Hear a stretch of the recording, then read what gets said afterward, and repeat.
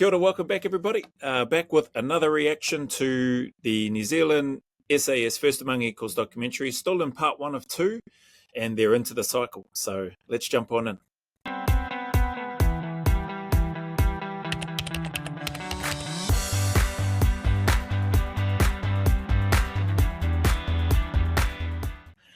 Right, let's get to the play button and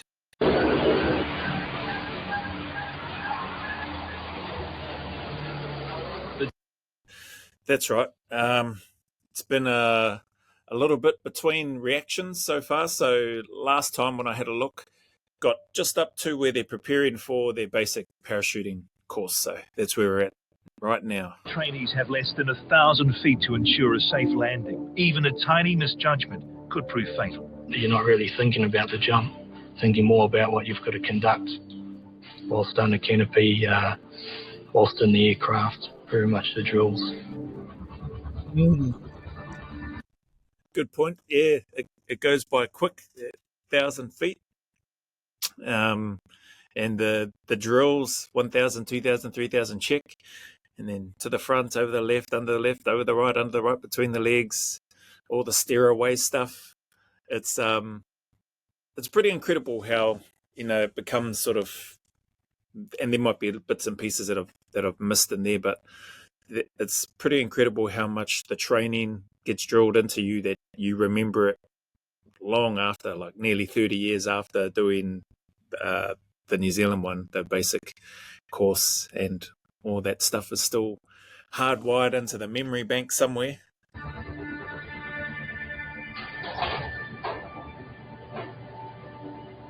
A ramp jump.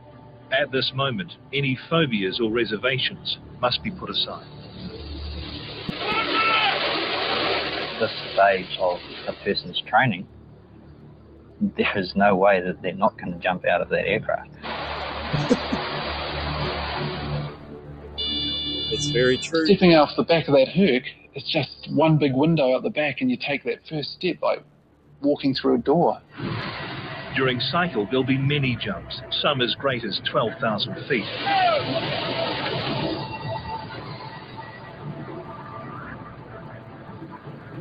But their first is the most memorable, and the last. Everything. Definitely the most memorable. Our first jumps on my cycle anyway, we went out the side door. We didn't go off the ramp. I think we might have done a ramp jump later, but first exit was out the side door of the Herc, and most of our jumps, at least on my course anyway, on my cycle, most of the jumps that we did were outside the side doors, and not very many off the ramp. It happens rather quickly. You don't get a lot of time under canopy at 1,000 feet. In a matter of seconds, the trip to Earth is over. Dangle and thump, you fall and you hit the ground hard.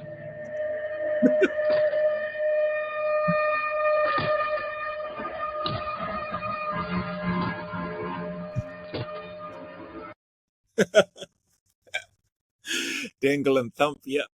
I had a few hard landings. My first landing was probably my best one though, and then I had a few pretty not so flash ones after, trying to do the power roll, the classic roll that you saw them in the earlier video where they're doing the ground training on the nice soft mats, or jumping off the back of the Unimog, or jumping off a platform height. Yeah, I mean, it didn't help me anyway. All land safely, and this time, no one is cold. It was absolute crap. You get a timely reminder from the DS. There's only so many chances that you get before you're released. If nobody finishes, we're fine with that, because we're not going to drop our standards just to have people come through the front gate. There is one final infiltration skill to learn. From Vietnam to Afghanistan. So just for those that might not know, yeah, the roundies, the T10s, I think that's what they were called. At least that's what I remember them being called in my day. Yeah, they're crap landings. They're not like the free fall shoots where you can flare at the end and have a nice sort of soft landing, or when you see them jumping, doing the tandem jumps, and they seem to they can sort of run in or walk in on the landing. The roundies are nothing like that. Very limited steering capability when you're pulling on the risers to try to steer away so you don't have a collision.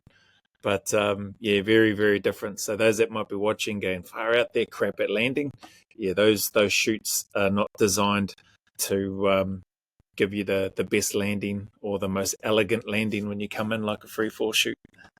SAS patrols have used helicopters to insert into some of the deadliest hotspots. Now the cycle members must learn how to exit safely from a fast-moving chopper. The task is repeated until the rough edges are ironed out. First, they are taught the art of rappelling. With the directing staff giving them close attention, errors must be avoided. Here they abseil 30 metres to the ground, with nothing but terra firma to break the fall. Remember, those are always a race to try to get to the ground. Or do the drills well, that first initial swing out and take as big a bite as you can to lower down, trying to make sure you don't get your mate's boots in your face or in your head, and vice versa, that you don't accidentally swing into them and kick them in the head. And then just let that rope run and try to get to the ground as quick as you can. Hover jumping, it's talking about a fast-moving chopper. You're not jumping out, doing hover jumping out of a fast-moving chopper. As you could see there, it's hovering and then you're quickly dismounting and then carrying on without the chopper touching the ground. It's a fast way to get where you're going. Attempting to infiltrate into jungle conditions proves far tougher.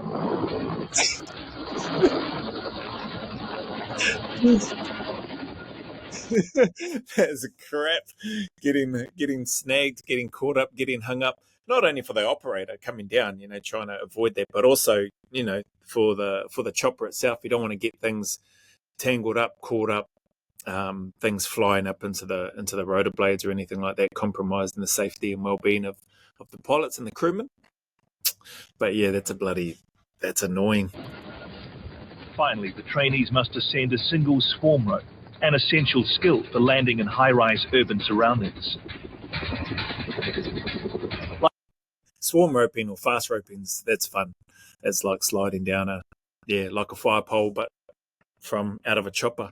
So that stuff was really enjoyable. Anybody that's done it, or maybe I know sometimes they have some military expos and they may not necessarily have the chopper, but they can have a simulation out of a tower. Kids and family members usually enjoy that on family days and things like that. Like all cycle courses, the manoeuvre is rehearsed until it's second nature. All succeed. The infiltration phase is complete. Next, the trainees will move on to the battlefield.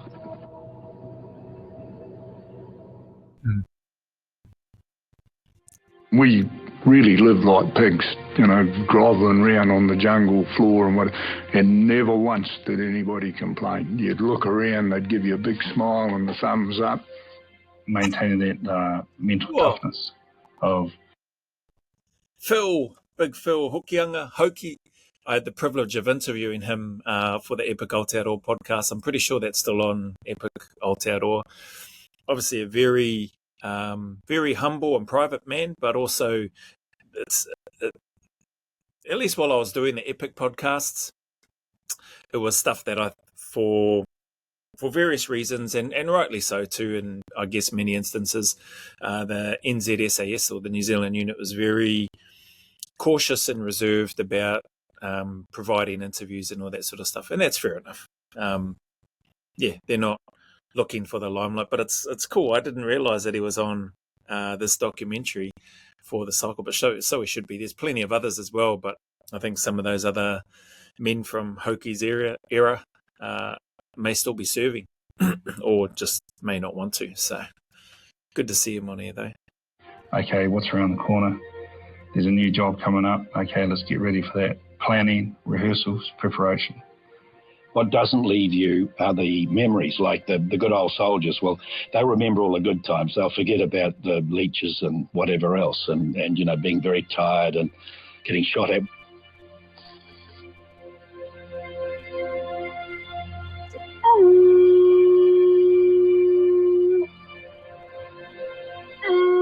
It's Anzac Day. The cycle members have joined the unit, veterans, family and friends, for a private memorial service at Squadron HQ. Today we pause and we salute and we give thanks to God for those who are prepared to suffer and die. You know what? Watching this, apologies for interrupting it there. We're in April now, Anzac Day coming up this month, later on, a couple of weeks' time. But it's always special. But one of the special moments or memories that I have was having the privilege and honour to read out the honour roll for SASR while we were in Iraq in 2003 during that invasion, and being asked to read the honour roll of the fallen SASR members, and it was a huge privilege. I felt, honoured to have that opportunity, to have been asked to do it. I think I probably did it because I was the only Kiwi in our squadron at that time, and it was just nice to be, one, considered, thought of, and asked, but then second, to have the opportunity to read out the names. It's special.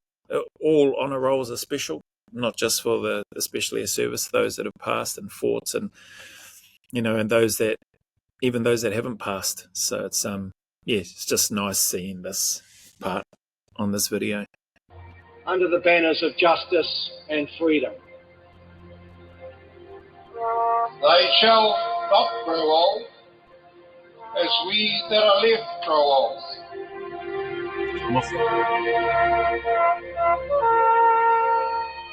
For the soldiers remaining on cycle, it's time to head into the field for a sustained period of patrol training. Let my uniform remind me daily of the traditions of the Special Air Service of which I am part. If I'm inclined to doubt, steady my faith. If I'm tempted to sin, make me strong to resist. If I should miss the mark, give me courage to try again. For this next phase of cycle, the Six will spend months living and working in a landscape of forest, mountain and scrub. The very same landscape that half a century ago played host to 800 hopeful recruits. Inspired by the British SAS, New Zealand formed its own Special Air Service on the 1st of May, 1955. The job of establishing this elite force would fall to a visionary officer, Major Frank Rennie. Because of his background in training, he knew exactly what he wanted for his SAS squadron. An applicant had to be preferably single, under 6 foot, weigh less than 83 kilos, have their own teeth, good eyesight, no criminal record, and be above average intelligence. Yes. Holy heck, I would have not met the mark on a number of those. I was well over 82 or 83 kilos. Intelligence, not really. And what else was there?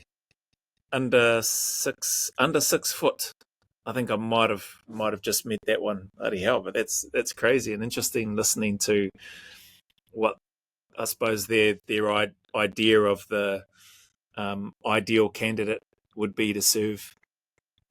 I wonder what he would think now these days, in terms of when he looks at the operators in both New Zealand, Australia, the UK, and the makeup, the different sizes, shapes, body types, etc. I wonder what would go through. I wonder what he'd think. Wanted endurance, integrity, personal drive. By winter, the 800 hopefuls had been cut down to 180 men. At Waiouru military camp, they began a rigorous process to become New Zealand's first SAS soldiers.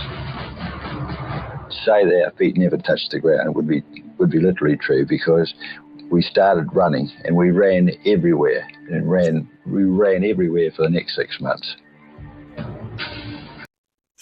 It's probably why, the tradition remains in cycle. You double everywhere, you run everywhere, even to a degree on selection.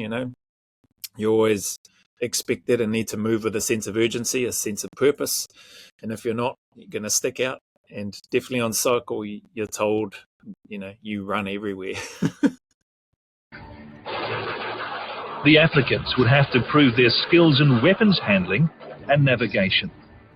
The training was always very physical, the infamous scaffold course being one of the challenges.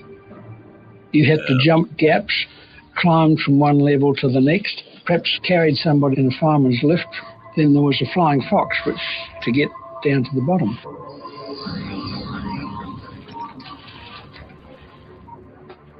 It was a diabolical thing. In his drive for excellence, Rennie turned everything into a contest. Running competitions, initiative tests, always pitting troop against troop. He had a famous saying, Smith, you better buck up. You'd be in the B team. Such was the competition that everyone wanted to be in Rennie's SAS. But there was only room for 133 men. And there were 4 left. And they had to be told by the commander that they'd failed. And that was very difficult. For them, especially. One of them broke down and cried. 7 days a week they trained. And then Rennie said he was satisfied. Wow. I bet they cried. Just hearing that, you feel gutted for them. You go through all of that. It's only a certain number of spots, but just hearing that makes me appreciate even more the legacy, the standard that was set. And I'm not saying that those 4 that the gentleman was speaking about that got told no, that they'd failed. I'm not saying that they didn't meet the standard.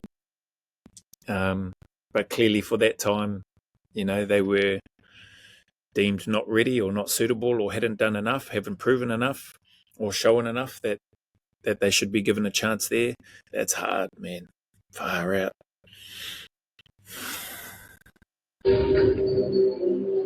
Today, it's another generation struggling through winter at Waiouru military camp.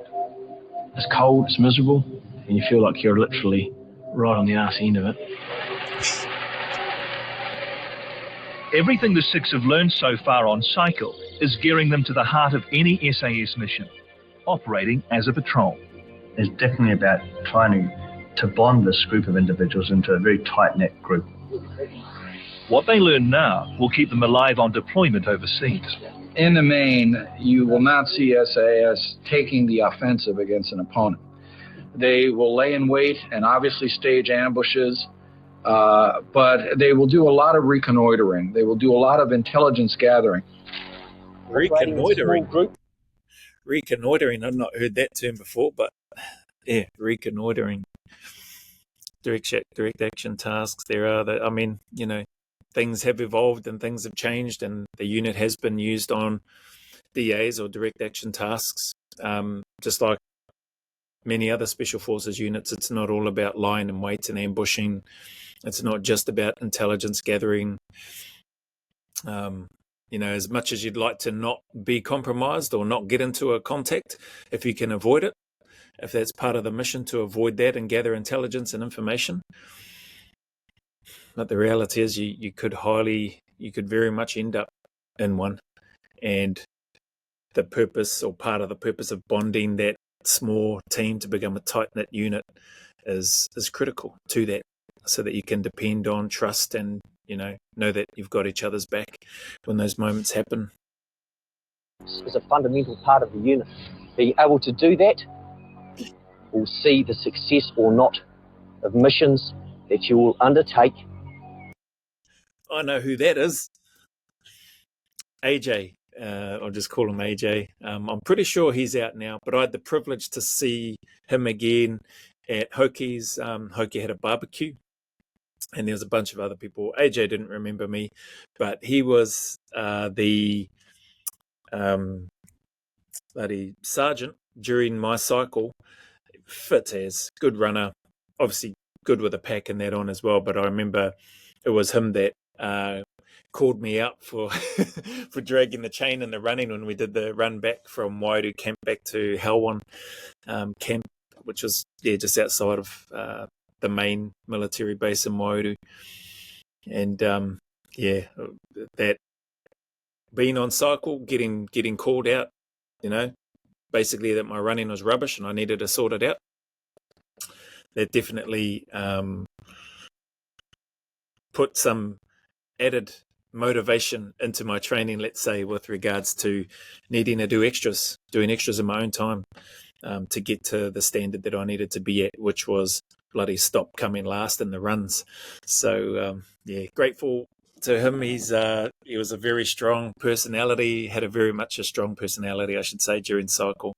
But it was good to see him, even though he didn't remember me. I definitely remembered him. But I suppose all candidates coming through remember who their senior instructors are, their sergeants and corporals and the badged members that are taking you for different stages of your cycle. So yeah, he is a good man. At least that was my impression of him anyway. Hard man, but firm and fair, I thought anyway. It's our time, 20 minutes. Hey, what I'm going to do, I've got some other stuff to do. I'm going to end this one here. Looks like they're just getting into the early stages of the patrol procedures course. But hopefully that helps. I'll try and shorten these reactions down just so I'm not going on for too long like I normally do. But man, I'm loving and enjoying watching and reacting to these and the memories that come back. I think I've mentioned it on other ones, but it's cool. Anyway, that's it for this one. Take care wherever you are. Keep smashing, keep turning up, stay in the fights. Whatever challenges, issues you may be going through, stay in the fights and keep pushing forward. And until the next video.